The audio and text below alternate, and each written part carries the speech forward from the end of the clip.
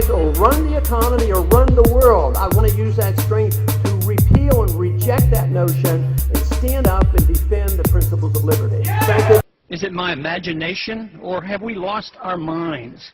It's surreal. It's just not believable. A grand absurdity, a great deception, a delusion of momentous proportions. Based on preposterous notions and on ideas whose time should never have come. Simplicity, grossly distorted and complicated. Insanity, passed off as logic. Grandiose schemes built on falsehoods with the morality of Ponzi and Madoff. Evil described as virtue. Ignorance pawned off as wisdom. And loan out gold and pushing the price of gold down. But there is a message there. So I would ask you, can you see any corollary whatsoever on what you're asked to do in running our monetary system to that which Enron was involved in? I hope there are fundamental differences. I mean, there are. It's first dealing with essentially a fiat currency. What it is that we are doing is that the currency is granted value by fiat of the sovereign, as it is said in the textbooks.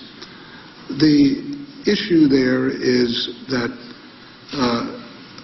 in years past, there's been considerable evidence that fiat currencies have been mismanaged in general, and that inflation has been too often the result. What I was mentioning in the speech that you were referring to is the fact that there is some evidence that we're learning that lesson, learning how to manage a fiat currency. I've always had some considerable skepticism about whether that in the long run can succeed, but I must say to you the evidence of recent decades is that it has been succeeding. Whether that continues is a forecast which I can't really project on. Federal Reserve Chairman over the last 40 years, do you think has been most successful and might serve as a model for that appointment? Alan Greenspan. The Enron situation is essentially one in which there was an endeavor to imply that earnings were much greater than they really were, that increasing debt was hidden.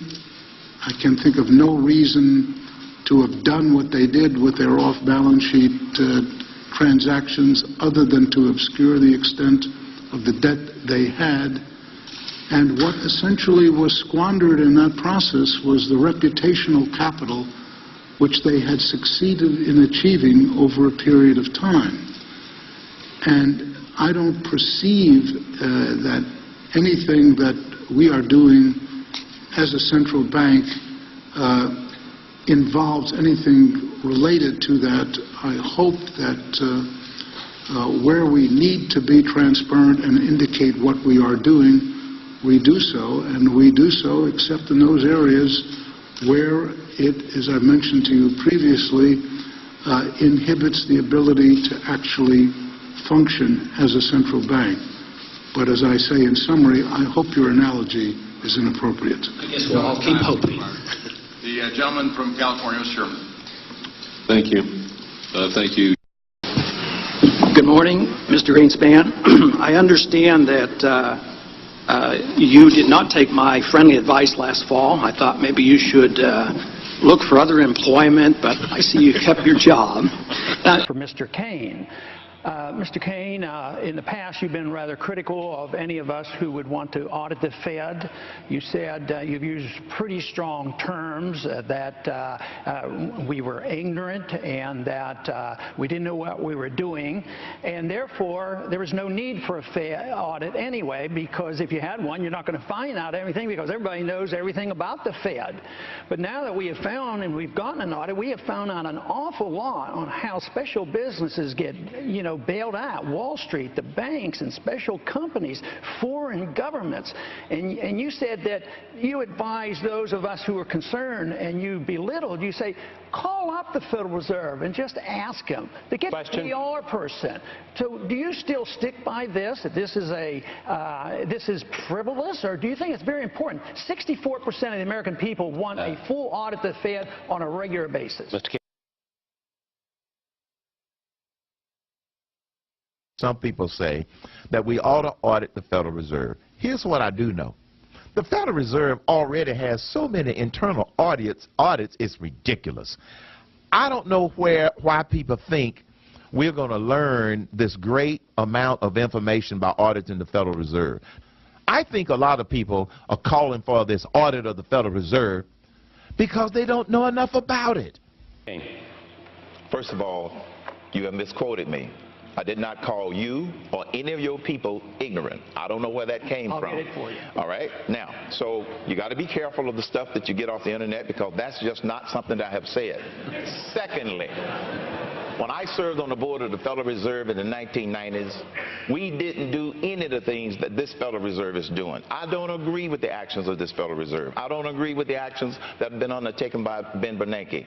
We didn't have a $14 trillion national debt to prop up with some of the actions that they're taking. And I have also said, to be precise, I do not object to the Federal Reserve being audited. We don't need to waste money with another commission or an audit that's not necessary. I simply said, if someone wants to initiate that action, go right ahead. It doesn't bother me. So I've been misrepresented in that regard. I don't have a problem with the Federal Reserve being audited. It's simply not my top priority. My top priority is 999. There's a lot of people that say the Federal Reserve is unconstitutional. It's the one causing most of the problems here. If you were the chairman of Kansas City, tell me a little about the Federal Reserve and why that should or should not be something we should worry about. First of all, it's not unconstitutional. What happened was, in 1913, the Congress of the United States designated the authority to the Federal Reserve to be created. So how can that be unconstitutional? Congress has to pass the laws. Congress sets up the authority to do things. That's what they did. So it is not unconstitutional, number one. Number two, you know, the Federal Reserve has, at certain times in its history, did what it was supposed to do better than others. I don't agree with many of the policies of the Federal Reserve that we have today. When I was on the board of the Federal Reserve and Alan Greenspan was the chairman of the Federal Reserve, we didn't dream of doing some of the things that they are doing today. Like what? Why. Like what? What was different then and now? Then we didn't have a $14 trillion national debt that we were trying to pay off with the Federal Reserve printing money to buy our own debt. That's like incest. We never even dreamed of that because the debt wasn't as big as it was. So for the people who say you just get rid of the Federal Reserve, Rusty, with all due respect, you can't do that. Well, where do you think you made a mistake then? I made a mistake in presuming that the self-interest of organizations, specifically banks and others, was such as that they were best capable of protecting their own shareholders. Yesterday, a report came out that said that the Consumer Confidence Index was down to 25. Sometimes I think that might be overly optimistic, but nevertheless, I think that vote of confidence really is a reflection on our financial system, our monetary policy, our spending policies here in Congress, and then they see it in the economy. But it is fundamental for us to understand this, because if we think we can patch a system up that failed, it's not going to work.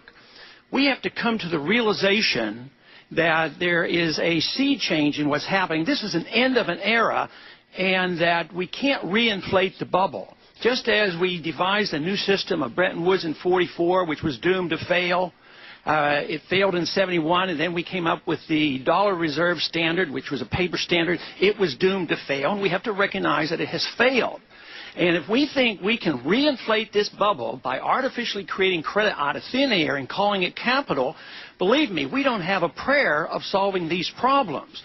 We have a total misunderstanding of what credit is versus capital. Capital can't come from the thin air creation by a Federal Reserve System. Capital has to come from savings. We have to work hard, produce, live within our means, and what is left over is called capital. This whole idea that we can recapitalize markets by merely turning on the printing presses and increasing credit is a total fallacy. So the sooner we wake up to realize that a new system has to be devised, the better.